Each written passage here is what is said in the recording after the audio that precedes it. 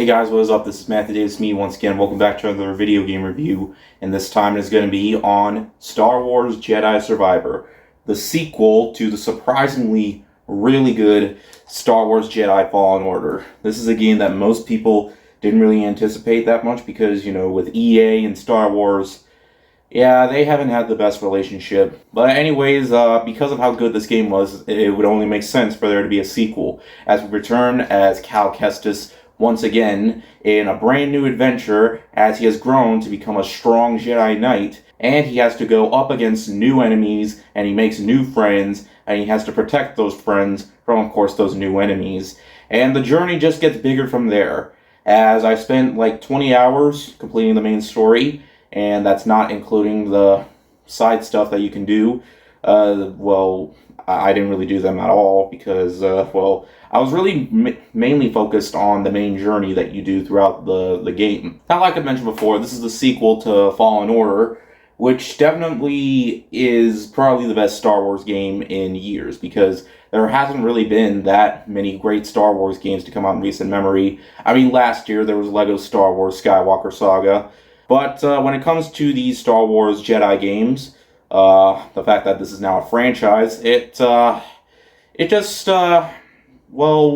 needless to say, I had myself a really fun time with this one. Now, if you haven't played Fallen Order before, you might be confused about what's going on. Then again, there is a recap through the story of Fallen Order when you do play the game, when you do start it up. I mean, I feel like this is a really great way to start things off. That way you'll know exactly what to expect, because it's roughly the same thing as like the first game, but with new things that happen at it to even improve upon it from the original game. As this game is a third-person action game, and you hack and slash away through enemies while also using different types of tactics, like using the Force when it comes to pushing enemies and pulling enemies towards you and doing specific puzzles in order to progress through. I already talked about Fallen Order. I'm here to talk about Survivor. And Survivor does a lot right. Really, what you should expect is some truly satisfying combat, because the combat, to me, is a perfect score. You truly feel like a Jedi warrior. It really makes you feel that way, and with the amount of new weapons that you get, I mean, you don't get that many, but what's really great about this game is that when you start up, it doesn't take away all the stuff that you had from Fallen Order, as you don't need to relearn your move sets or anything like that. It basically just, because you've learned all that, it basically keeps that when you start off in this game. So that's something that I'm really thankful for. Like, they don't erase Cal's memory, like we have to restart, he has to learn all the stuff. No, he keeps them and learns new stuff along the way, like dashing, which is pretty much like a triple jump, and some new upgrades to the abilities that'll help him progress, like going through walls and so on and so forth.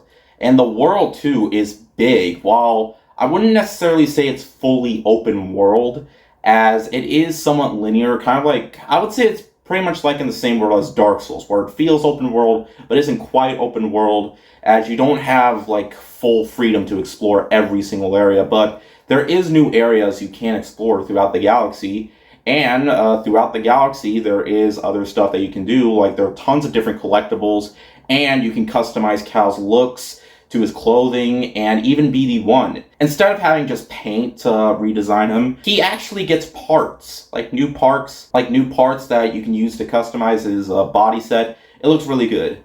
And yeah, it's really nice to see BD1 come back as well, because he was definitely the show stealer, as he's very helpful in here, as he gets new abilities as well to help you progress through specifically certain puzzles. He doesn't really do a whole lot in terms of the combat, but it's still really nice to have him around, to have that one companion who, well, let's just be honest, droids for Star Wars kind of steal the show for me. Now, the game has been criticized a lot, mostly from fans, because when the game launched, it did not perform well at all in terms of its performance on PC and even consoles too. Even the PS5 version has quite a bit of technical issues, and yes, I have experienced them as well.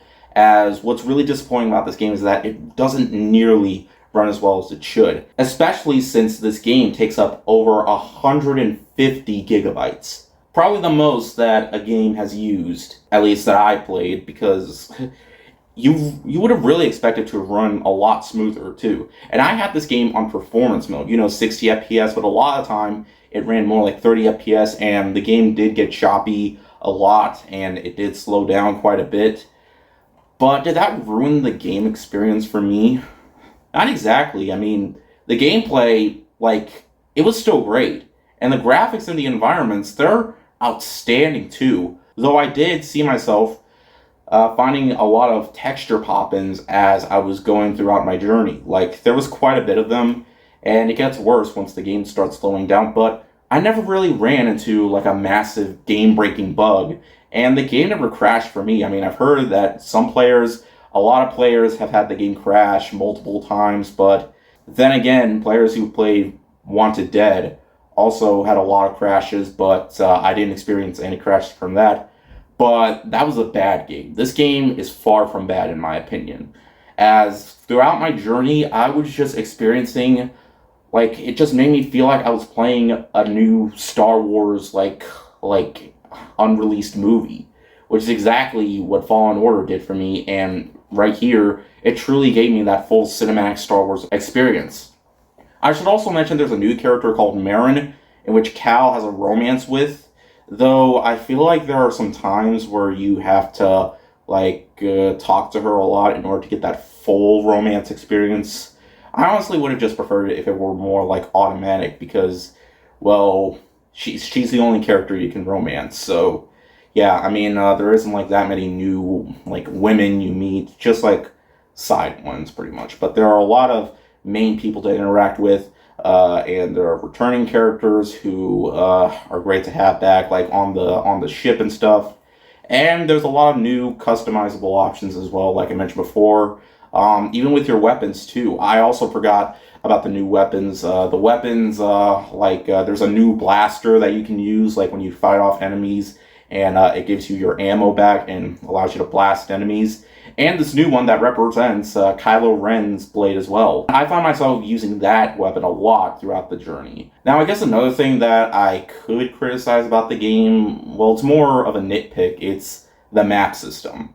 Well, the map system is fine when you do look at it. I mean, the layout is fine and all. I mean, it's kind of like holographic, like, just like how R2-D2's video thing. There are times throughout the game where I just have to stop and look at the map in order for me to know where I'm going. I mean, sure, on the map when you do stop it, in case you get lost, it does have like an indicator of where exactly you're supposed to go. But my problem is there's not like a mini map in the corner. Like, I always have to stop and look to see where I'm going, and I don't know. I feel like all games should have mini maps if they're going to have a map system, because, or at least have like a bar thing, because, well, that's just me. And the story can get a bit predictable sometimes, but really the cinematics and all that, and it really did have a solid enough storyline to really separate it apart from the first game. And in the end, guys, Star Wars Jedi does a lot to improve upon its predecessor. Its gameplay is epic, it's satisfying, and it still delivers that satisfying Star Wars cinematic experience that we've all come to know and love. Maybe not with the sequels trilogy, but needless to say, with this, it gives us one of the best Star Wars experiences in years. It may have its problems, but for me, I feel like when they do, manage to iron things out, then it's more than worth your money. I mean, $70 is a bit much if you're still not 100% sure, but for me, I never really experienced anything major, like in terms of technical problems or at least major bugs or glitches, but throughout my experience, I was still having myself a really satisfying time. And if this does become a trilogy, then I'm all on board, and it'll show to be one of the best Star Wars experiences that gaming has to offer in years, ever since Knights of the Old Republic. I recommend this game. Still, if you're not sure, maybe just rent it or maybe wait for a price drop. As for me, I had myself a fantastic time with this one, even if it doesn't run as smoothly as it really should have. I feel like once things are fully patched out, then it would definitely be at least a 4.5 out of 5, because this game does do a lot better than Fallen Order. But needless to say, I had myself a blast with this one. Now that I'm done with this, I can finally move to my anticipation for Tears of the Kingdom that comes out this Friday. I'm going to be busy on that game for quite some time. So yeah, I don't know. Expect my review to come out. I don't know. The game's not even out yet, but yeah. But anyways, thank you guys so much for watching, and I'll see you guys later. Ward out.